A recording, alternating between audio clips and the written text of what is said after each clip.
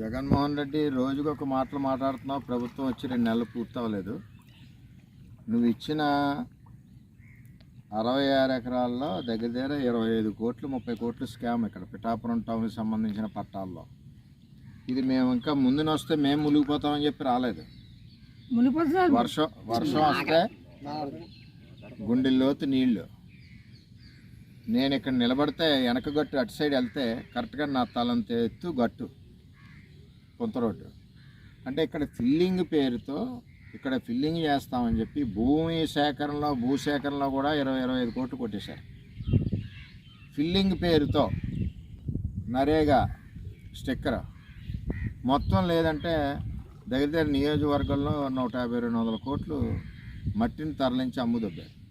అంటే ఇంత అవినీతి జరిగింది. అంటే ఇక్కడ ఫిల్లింగ్ చేయడానికే ప్రభుత్వం ఇచ్చి డబ్బు సరిపోద్ది. ఇక్కడ వాడు ఎక్కడి నుంచి తెస్తాడు? ఇంత లోతు పిల్లలు ఎక్కడ వేస్తాడు? పిల్లలు వేసి ఇల్లు ఎలా కట్టుకుంటాడు?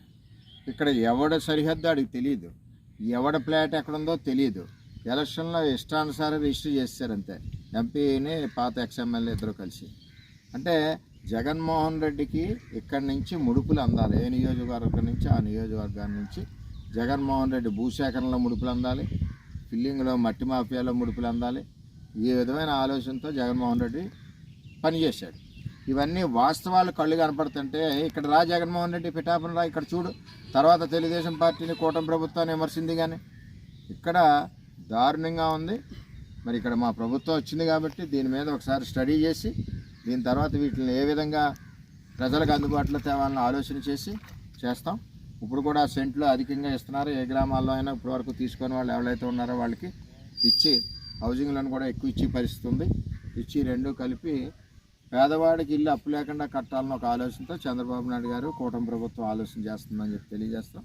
ఏది ఏమైనా ఇంత అవినీతి జరిగింది. దీని మీద కూడా ఎంక్వైరీకి మేము రేపు మంగళగిరిలో ఎప్పుడో వెళ్ళి ఈ 2-3 రోజుల్లో మంత్రులు ఉంటున్నారు కాబట్టి హౌసింగ్ మినిస్టర్కి ఇచ్చి దీని మీద ఎంక్వైరీ చేయమని కూడా మేము అడుగుతామని చెప్పి తెలియజేస్తాం. పిఠాపురం పట్టణ వాసులకి ఇంత అన్యాయం వైఎస్ఆర్సీపీ ప్రభుత్వంలో జరిగింది. అందరూ కూడా మీరు అర్థం చేసుకోవాలని చెప్పి పట్టణవాసులు కోరుతున్నాము. ఇప్పుడు మేము వచ్చేసరికి 950 ఎన్టీఆర్ అపార్ట్మెంట్లు ఇచ్చాం, టిట్కో హౌసెస్.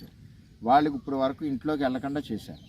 5 సంవత్సరాల్లో దగ్గర లేదంటే 15-16 కోట్లు రెంటన రూపేనా నష్టపోయారు. తర్వాత ఈఎంఐ వడ్డీలు అయిపోయినాయి. వాటిని కూడా అన్నీ పాడు చేసి పెట్టారు. నేనేమంటున్నానంటే వాటిని కూడా త్వరలోనే మరి చంద్రబాబు నాయుడు గారు పవన్ కళ్యాణ్ గారు కూడా బడ్జెట్ రిలీజ్ చేసి వాటిని రిపేర్ చేసి ఎవరి ఇల్లు వాళ్ళకి ఇచ్చే ఏర్పాటు చేస్తామని చెప్పి తెలియజేస్తాం.